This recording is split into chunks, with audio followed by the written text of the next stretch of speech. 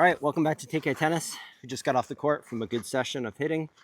And of course, we now have the final set, or the men's final set for the Cincinnati Open. And I'm going to do this again without edits. So just bear with me as I speak off the cuff and we do a prediction video for the men's finals.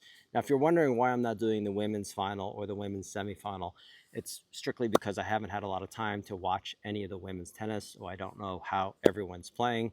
Clearly, Rybakina seems to be playing well, and that she's reunited with her coach. But I haven't been watching any of the matches, so I'm certainly not going to go out on a limb and make any predictions. So with that said, let's jump into the finals. Of course, actually, let's go back to the semifinals, where I predicted Sinner would beat Atman, or Atman, however you want to pronounce it, and that Zverev would beat Alcaraz. Clearly, the Sinner prediction wasn't, much of a prediction. Wasn't a leap to predict that he was going to a win. But Atman, of course, played a really great match, especially in the first set, made it really interesting. And you could see how uncomfortable he made Sinner with his serve.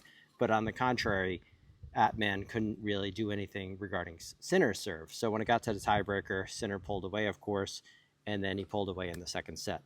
So I got that one right, but I got the second one wrong. And you have to remember about my predictions, they're always based on if two players are playing well and they're healthy.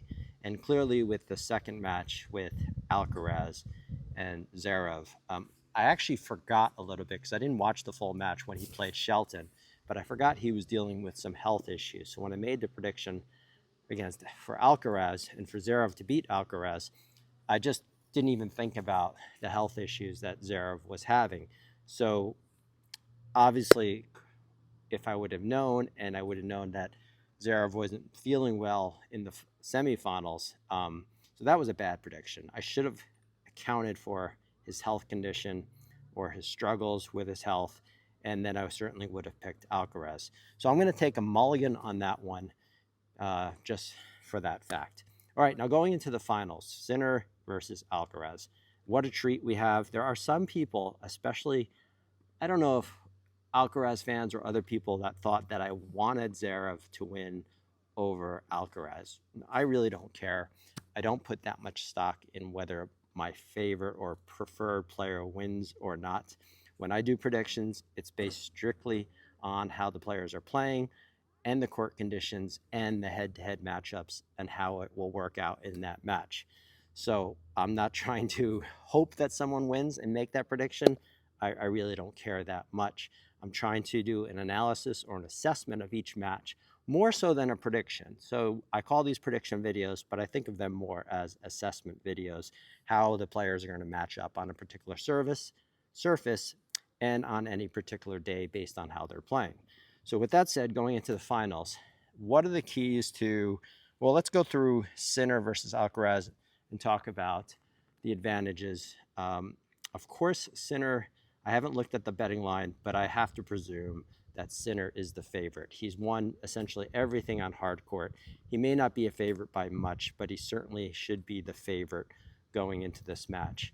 Now, the conditions, of course, are playing fast and it's hot. So the points have been shorter, and that's a little bit of an issue for Alcaraz.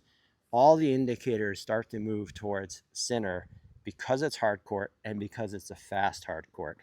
The advantages that Alcaraz typically has is his better defensive skills slightly, his counter-punching skills, and his speed.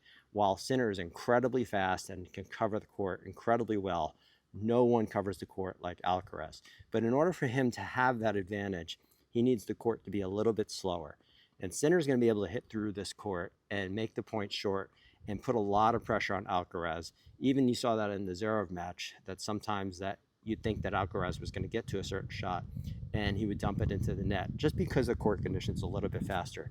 So the advantages that Alcaraz has typically are his speed, his counter-punching ability, and his exceptional variety, his drop shots and his net play, and his variety with being able to mix up the spins on his shots.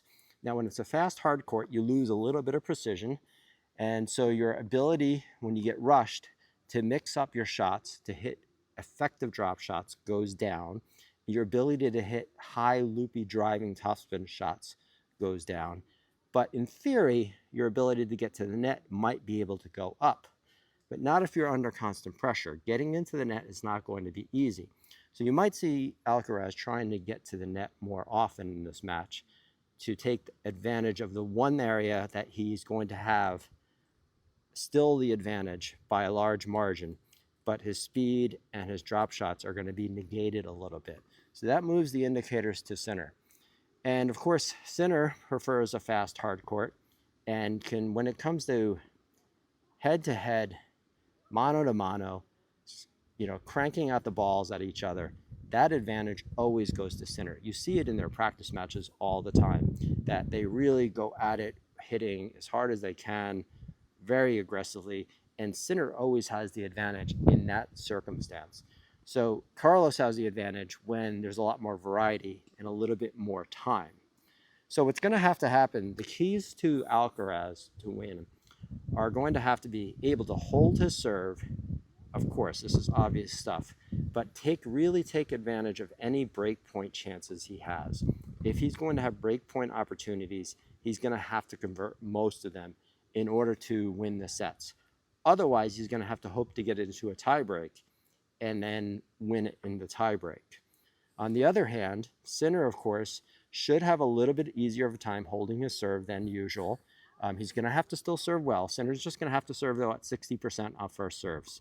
And then he'll probably be able to hold most of his service games. If he's serving very poorly in the 50 percentile or 40 percentile, then the advantage will move to Alcaraz. But let's assume that Sinner serves his normal first serve percentage, which is about 61%.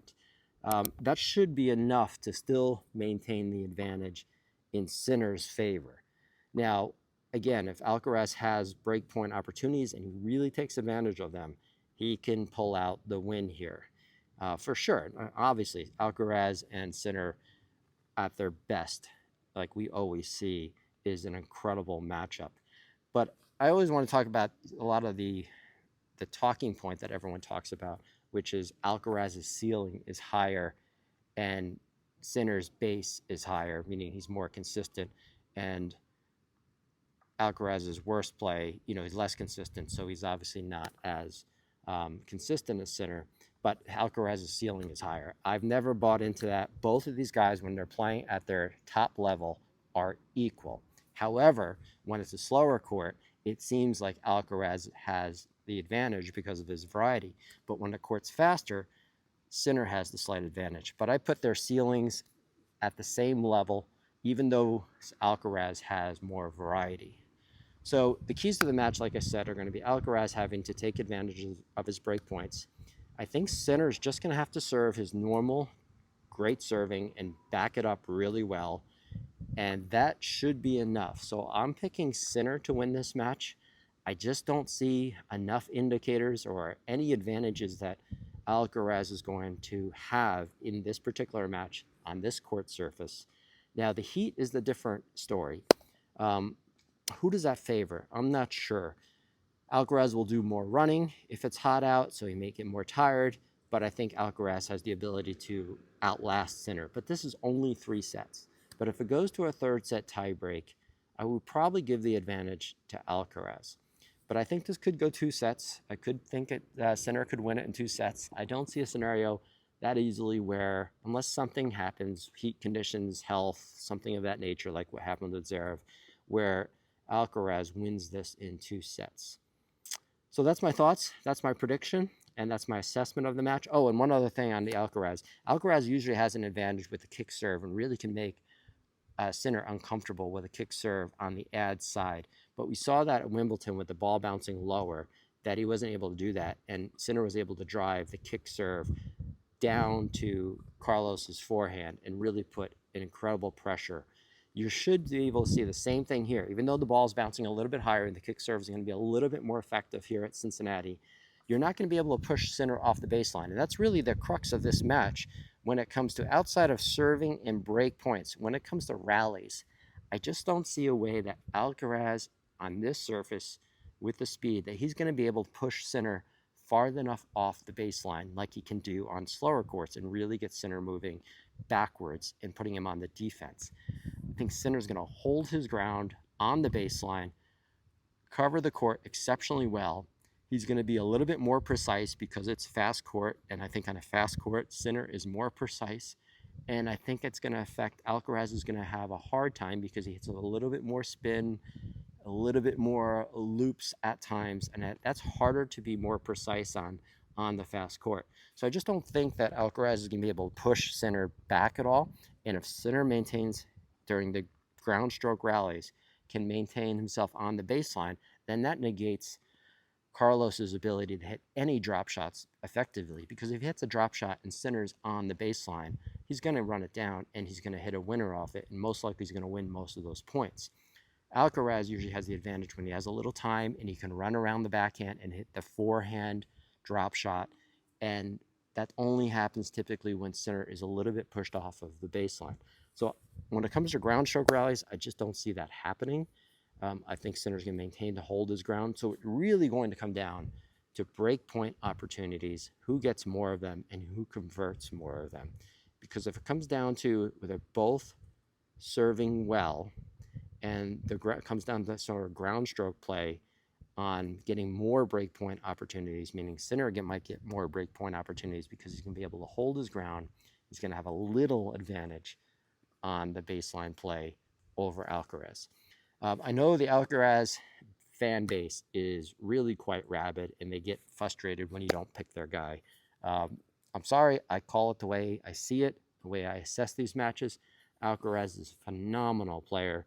We are blessed to have two players and privileged to have these two players that are now in 2025 meeting for certainly at least 3 times. Have they met 4 times?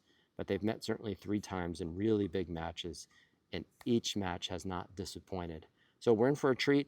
The only other aspect here is this is a Masters 1000. For anyone else, this is a giant tournament. But for these two guys, it's not the biggest tournament. Obviously, they're going to prepare for the U.S. Open. So I don't think anyone's going to take a risk of injury here or extreme fatigue when it comes to this match. I don't think it truly matters to either one of them. No matter who wins this match, I think they'll both be okay with it. And I don't think it has any impact on the U.S. Open upcoming. So if you think that if Alcaraz wins, he has an advantage to the U.S. Open, I'd say no way. And vice versa. If Sinner wins this match, I don't think it gives him really any advantage going into the U.S. Open, because a 2 out of 3 set Masters 1000 final is a whole different ballgame than a Grand Slam 5-set final or 5 sets over 2 weeks, 3 out of 5 sets over 2 weeks. So that's my thoughts. That's my predictions. Thanks for watching, and I will see you in the next days.